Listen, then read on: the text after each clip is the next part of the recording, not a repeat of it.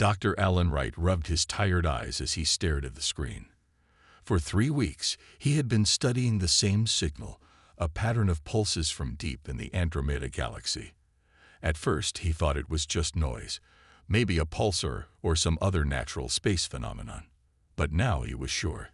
This was something different. Alan worked in a small lab away from the main Earth science centers. The big research teams had newer equipment and more funding, but they missed things sometimes. That's why he chose to work alone most days, scanning parts of space others thought weren't worth the time. The signal repeated every 6 hours and 12 minutes, not a random time, not a natural time. It had math in it, prime numbers that built on each other in a way that couldn't happen by accident. "Susan, can you look at this?" Alan called to his only colleague in the lab. Dr. Susan Miller walked over, her coffee mug in hand. She had been with Alan for 5 years now. They were an odd pair. He was quiet and careful. She was bold and liked to make big claims. But they worked well together. "You still on that weird signal?" she asked, leaning over his shoulder. "It's not weird. It's—" Alan paused, almost afraid to say it out loud. "I think it's artificial." Susan put her mug down slowly. "You mean alien?" "I mean someone made it. On purpose." Susan took his chair as Alan moved aside. She studied the pattern for several minutes without speaking. Then she ran it through 3 different analysis programs. "This isn't random," she finally said. "These are mathematical constants arranged in a pattern. It's like a hello." Alan nodded. "A beacon. An invitation." They worked through the night, checking and double-checking their findings. By morning, they were sure. This signal was designed to be found by civilizations that understood basic universal math. It came from a specific point in space, a star system that Earth scientists hadn't paid much attention to before. What they didn't know was that someone was watching them make this discovery. 42 light-years away, on a station hidden from Earth's detection methods, 3 aliens stood around a viewing pool. The pool showed Alan and Susan in their lab, excited by their discovery. "They found it much sooner than predicted," said the tallest alien. His name was Krill, and he was the High Observer for the Galactic Council's Earth Monitoring Division. "Is this cause for concern?" asked another alien, smaller with skin that shifted colors with her mood. "Perhaps," said Krill. "The models gave them another 78 years before detection was probable." The third alien, old even by their long-lived standards, touched the pool with a thin finger. The image zoomed out to show Earth, a blue marble in the blackness. "Begin the full spectrum scan," the elder alien ordered. "We need updated survivability metrics." Krill nodded. "And if the scans show low recovery potential, as the previous 5 did, then nothing changes," said the elder. "We continue observation only. They will not be contacted or saved when the time comes." Back on Earth, Alan and Susan prepared their report for Earth's space agency. This would change everything. Proof of alien intelligence, not just theories or blurry photos, but actual mathematical communication. "Should we try to answer it?" Susan asked, looking at the coordinates where the signal originated. Alan thought for a moment. "I think we have to. Whatever is out there, they've been waiting for someone to notice." In the following days, Earth's most powerful transmission array was aimed at those coordinates. A simple response was sent, the same mathematical pattern, slightly modified to show understanding. Alan and Susan didn't know they had just started a countdown. The Galactic Council had been watching Earth for centuries, waiting to see if humans would pass certain tests. Finding the beacon was one of those tests. But the Council wasn't looking for friends. They were looking for threats. And now their attention was fully on humanity. 6 months after the signal discovery, Earth launched its first mission to the coordinates. The ship was called the Horizon, and Captain Lisa Blackwood was in charge. She had been chosen because she was calm under pressure and good at making tough choices. "Final systems check complete," said Jack Winters, who handled all communications on the ship. "We're ready for the jump, Captain." Lisa looked around at her small crew. Besides Jack, she had Dr. Olivia Grant, who studied alien life, and Major Eric Davis, who was there to protect them if needed. They were the first humans to travel this far into space, using Earth's new faster-than-light drive. "Let's make history," Lisa said, and gave the order to jump. The stars blurred around them. When they stopped, they were in an unknown solar system with 3 suns. And they weren't alone. A space station floated nearby. It was huge, shaped like a ring with spikes coming out of it. It wasn't made of metal like human ships. It looked more like it had been grown than built. "We're being scanned," said Major Davis, looking at his screens. "Very detailed scans. They're looking at everything from our ship design to our body chemistry." Before anyone could respond, a voice came through their speakers. It spoke in perfect English. "Human vessel, you have entered Council space. Prepare for docking and assessment." The crew looked at each other in shock. They had expected to find ruins or maybe a dead civilization, not a working space station with aliens who spoke their language. "This isn't first contact," whispered Dr. Grant. "They already know us." The horizon was pulled into a docking bay by some kind of beam. When the doors opened, the crew saw their welcoming party, 5 aliens of different species. The one in front was tall and thin with gray skin that seemed to shimmer. He had 4 arms and eyes that changed color as he blinked. "I am High Observer Krill," the alien said. "Welcome to Outpost 7 Gamma, a monitoring station of the Galactic Council." Lisa stepped forward. "I'm Captain Lisa Blackwood of Earth. We came in peace, following a signal sent from this region." Krill made a sound that might have been a laugh.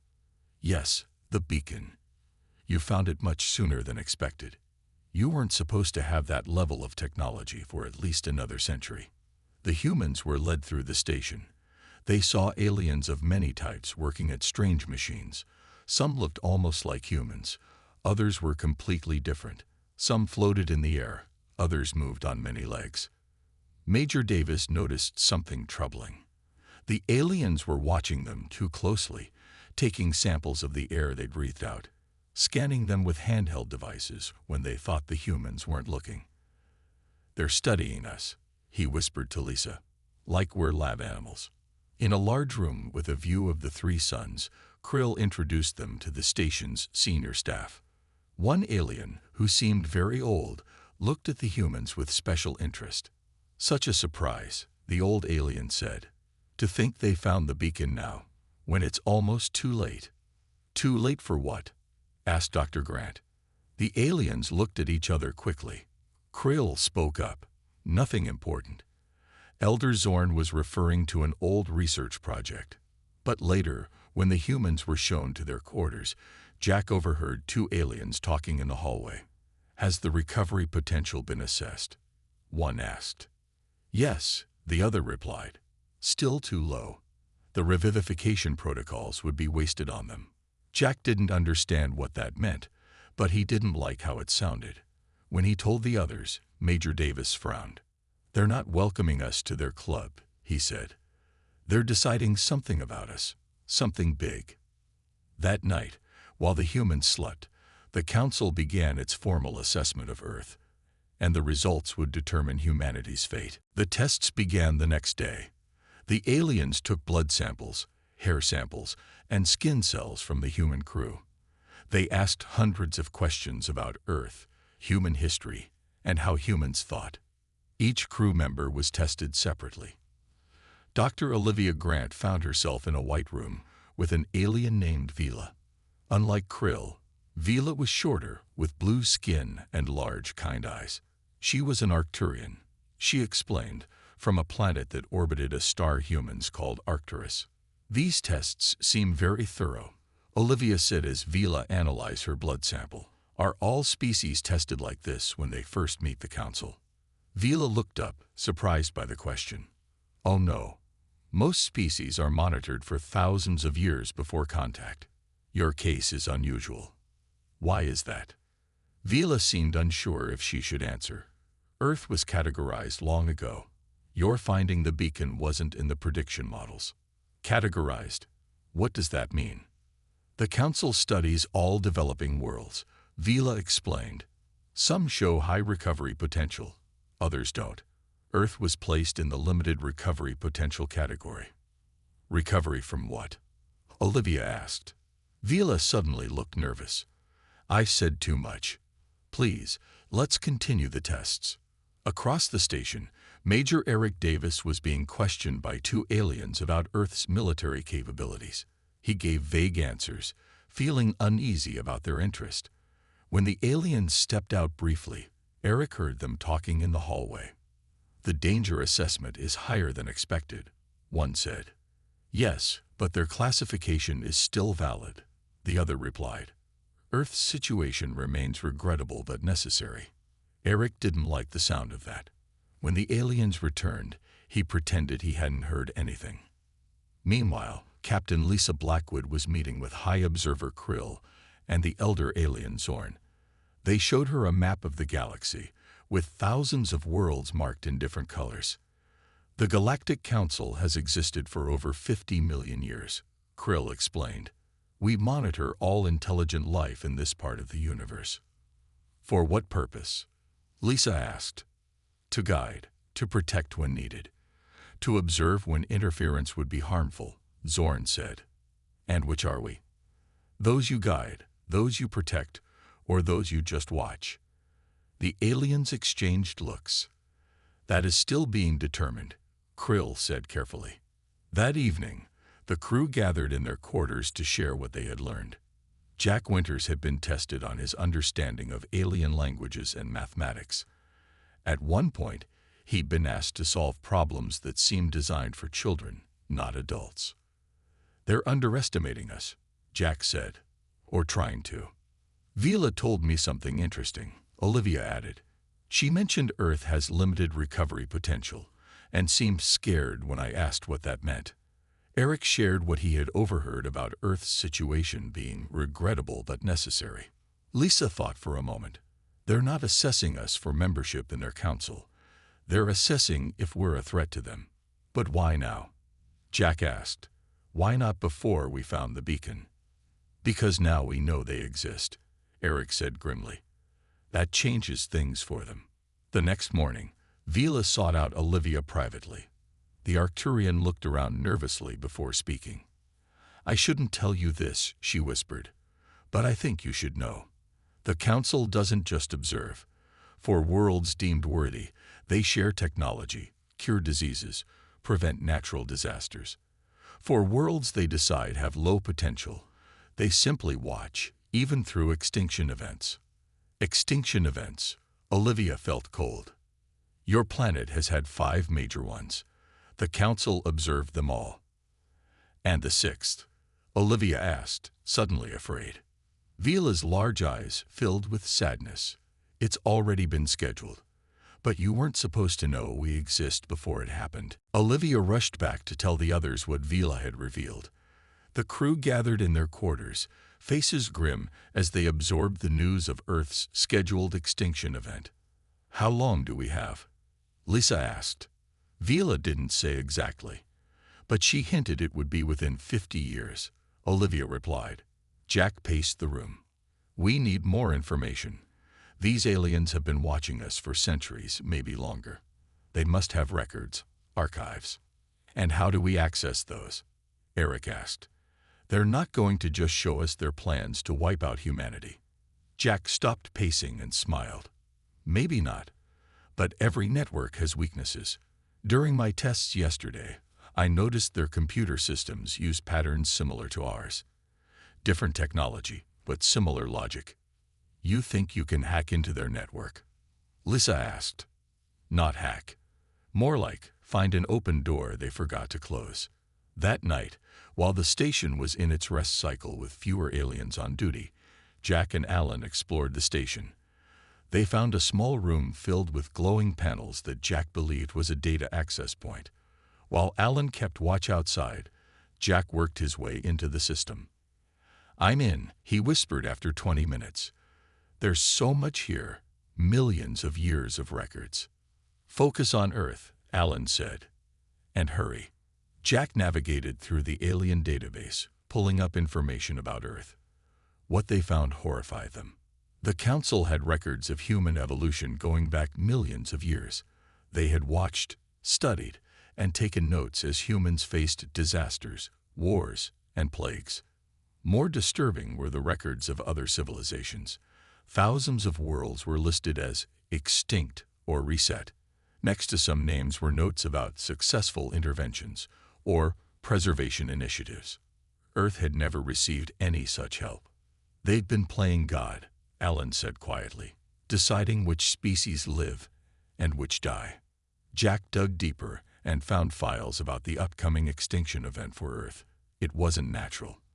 The Council planned to redirect a comet to strike Earth, similar to the one that killed the dinosaurs. This isn't just observation, Jack said. This is murder on a planetary scale. Before they could read more, they heard footsteps approaching. They quickly exited the system and hid in a storage area until the aliens passed by. When they returned to their quarters, they shared what they had found with Lisa, Eric, and Olivia. "We need to warn Earth," Eric said. "And how do we do that?" Lisa asked. "We're millions of light years from home, on an alien station. Our communication with Earth is monitored." "Maybe not all of it," Jack said thoughtfully. "I noticed something about their monitoring systems. They look for specific patterns in communications, languages, code structures. But they might miss something that looks like noise." "What are you thinking?" Alan asked. "I can hide a message in what looks like system errors from our ship, a warning about what's coming." While they made plans, Olivia met with Vila again. The Arcturian scientist was taking more samples, but seemed troubled. "Your species is unusual," Vila said. "Most life forms develop in predictable patterns. But humans, you make leaps that don't follow logical progression." "Is that bad?" Olivia asked. "It's why the Council finds your kind concerning. You're unpredictable. The Council values order above all else, so they'd rather see us extinct than evolving in ways they can't predict." Vila looked away. "Not all Council members agree with this policy. Some of us believe diversity of thought is valuable, but we are few." "Help us, Vila," Olivia said quietly. "Not just for humans, but for all the species the Council might decide aren't worthy of life." Vila was silent for a long moment.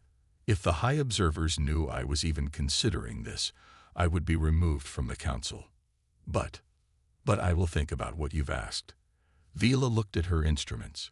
"The scans show something interesting about human brain patterns. You create connections in ways we don't. Perhaps that's worth preserving after all." The next morning, Lisa gathered her crew. "We need a plan," she said. "One that keeps the Council from knowing what we know." "I've been thinking about that," said Alan. "They're watching us closely. They expect us to act a certain way. So we give them what they expect," Eric suggested. "We act less advanced than we are." Lisa nodded slowly. "We play dumb. Make them think we're no threat."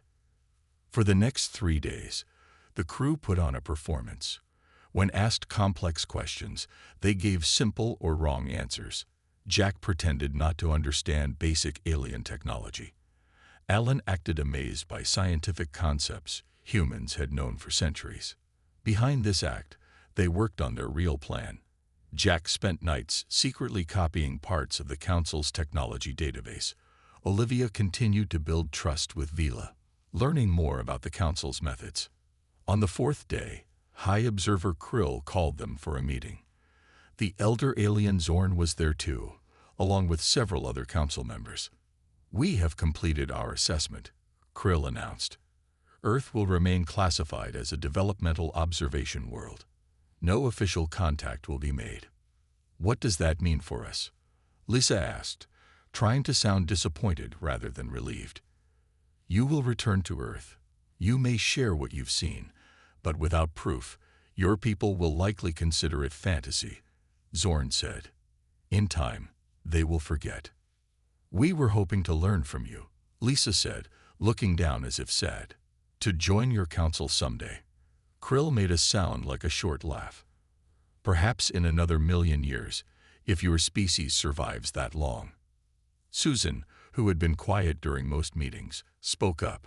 We noticed your species all develop technology in similar ways. Is that common? The question seemed to surprise the aliens. Of course, one answered. Logical progression is the only path to advancement. Interesting, Susan said, then said nothing more. Back in their quarters, Susan explained why she had asked that question.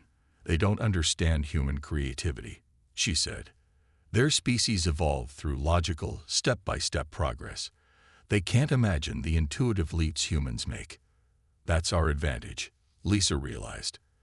They think they can predict what we'll do because they can't imagine us doing anything else. That night, Vila came to their quarters secretly. She brought a small device. This contains security codes, she whispered to Olivia. It will help you access your ship without being tracked. There are others in the council who question our policies. We've been watching and waiting for a species brave enough to challenge the system. Why help us? Eric asked, suspicious. Because the council fears what it cannot control, Vila said. For millions of years, we've guided evolution across the galaxy, believing our way was best. But look at what we've become, afraid of new ideas, new ways of thinking. Will you come with us? Olivia asked. Vila shook her head. I can do more good here, with others who think like me. But remember, not all council species agree with current policies. You may find allies where you least expect them. The next morning, Krill informed them they would depart the following day. Your ship has been examined and prepared. You may take the star charts we've provided as a gesture of goodwill. Thank you for your hospitality, Lisa said, bowing slightly. That night, as the station's systems entered rest mode, the crew made final preparations. Vila's security codes worked perfectly, giving them access to their ship without alerting the council. Did you get everything? Lisa asked Jack as they boarded the Horizon. He patted his pocket where he kept the data storage devices. Everything we could. Weapons technology, shield systems, faster engines, and most importantly, the location of other developing worlds like Earth. Good, Lisa said, because we're not just saving ourselves. We're going to warn all of them. As the Horizon disconnected from the station, Lisa looked at her crew. The council thinks we'll go quietly back to Earth and be forgotten. They're about to learn how wrong they are about humans. Before leaving the station completely, Eric had one last task. While the others prepared the ship, he snuck back onto the station. He carried a small device he and Jack had built using parts from their ship and information from the copy database. Eric moved quietly through the empty halls. Most aliens were in rest cycle, and the few still working paid little attention to him. They had grown used to seeing humans walking around. He found the main council chamber, where Krill and the others had questioned them. It was empty now. Eric placed the small device under the large table in the center of the room. The device was smaller than his palm, with tiny lights that blinked once and then went dark as it activated. Done, Eric said into his communicator. Coming back now. When he returned to the Horizon, Lisa was ready to leave. Did anyone see you? No, Eric said. The device is in place. If it works like Jack thinks, we'll be able to hear everything they say in that room. Jack nodded from his station. It's working perfectly. The signal is being bounced through subspace. They won't be able to trace it back to us or Earth. Lisa gave the order, and the Horizon moved away from the station. They expected alarms, perhaps even weapons fire, but nothing happened. The council truly believed they were heading home to tell a story no one would believe. But once they were far enough away, Lisa ordered a course change. Let's see what our friends are saying before we head back to Earth. Through Eric's hidden device, they listened to a council meeting called by Krill. The humans have departed. Krill's voice came through clearly. Assessment confirmed their classification as a limited recovery potential species. Their creativity is concerning, another voice said. Lisa thought it might be one of the scientists who had tested them. But their technological progress is predictable, Zorn's old voice replied. They will follow the expected path. The extinction protocols remain on schedule. What of the ship we sent them away in? Another asked. It contains our star charts. Basic charts only, Krill said. Nothing that reveals our true extent or power. And the tracking devices we placed on board will monitor their return path. Jack looked up at this, alarmed. He quickly checked the ship's systems on his screens. After a moment, he relaxed. They did plant trackers, but Vila's security codes helped me find and disable them before we left. They continued listening as the Council discussed Earth in more detail. The comet redirection will proceed as planned, Zorn said. In 47 Earth years, their civilization will be reset. If survivors show improved recovery potential, we may reconsider their classification in another millennium. The humans looked at each other in horror. The Council spoke about wiping out billions of people as calmly as if discussing the weather. They've done this before, Alan said quietly. To how many other species? Too many, Susan replied. But we can stop them. We have to. Lisa nodded firmly. And we will. Jack, how much of their technology can we reproduce when we get back to Earth? Jack thought for a moment. With the data I copied, we can advance Earth's technology by at least 200 years. Maybe more. Good, Lisa said. We need to prepare Earth for what's coming. Not just prepare, Eric added. We need to warn the other developing worlds too. The ones the Council has marked for extinction. The horizon jumped to faster than light speed, but not toward Earth. They had made a detour first, to a small planet Jack had found in the Council records. Another world with intelligent life, also marked for limited recovery potential. How many can we save? Olivia asked, looking at the star chart showing dozens of marked worlds. As many as possible, Lisa answered. The Council thinks they know humans, that they can predict what we'll do. They're about to learn how wrong they are. 5 years passed. On Earth, things had changed faster than anyone could have imagined. When the horizon returned with its incredible story and proof of alien life, the world's governments had united in an unprecedented way. Alan and Susan led teams of scientists who studied the alien technology. Jack worked with engineers to build new ships, faster and stronger than anything humans had made before. Olivia trained diplomats who would reach out to other developing worlds. Earth had transformed. Cities now had shields that could protect them from attacks. New ships patrolled the solar system, ready to defend their home. And deep in space, hidden stations watched for any sign of the Council's return. Lisa, now Admiral Blackwood, stood on the bridge of Earth's flagship, the Defiance. It was 10 times larger than the horizon had been, with weapons and shields based on Council technology. Status report, Lisa ordered. All systems ready, Admiral, said her first officer. The defense network is fully operational. Early warning systems are active. Lisa nodded. They had been expecting this day. Their spy device in the Council chamber had warned them 3 months ago. The Council had discovered their deception. They're coming, Eric said from his station. Now a general, he commanded Earth's new space defense force. Multiple ships dropping out of faster-than-light travel. The view screen showed 7 large Council ships appearing near Jupiter. They were elegant, dangerous, and clearly built for war. They found us sooner than expected, Susan said. She had joined Lisa on this mission, along with Alan and Jack. They had all come to face the Council together. It doesn't matter, Lisa replied calmly. We're ready. A message came through from the Lid Council ship. High Observer Krill's face appeared on the screen.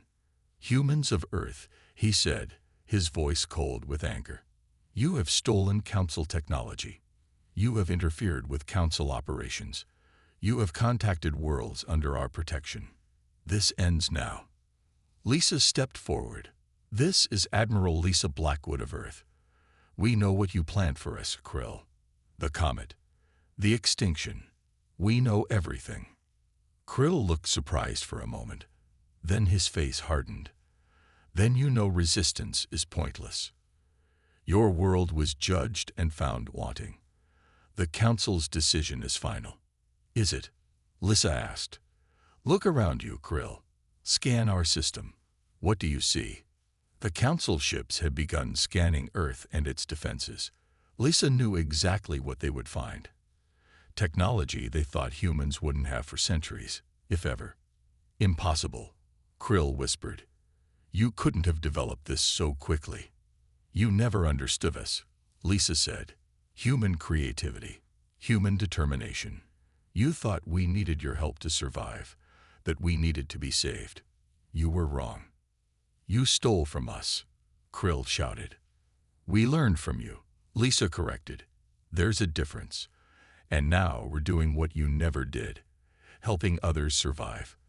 The Telutians, the Noor, the Vandy, all the worlds you marked for extinction. We've contacted them all. Krill's face showed real fear now. This violates every council law, the balance we've maintained for millions of years. Your balance, Alan cut in.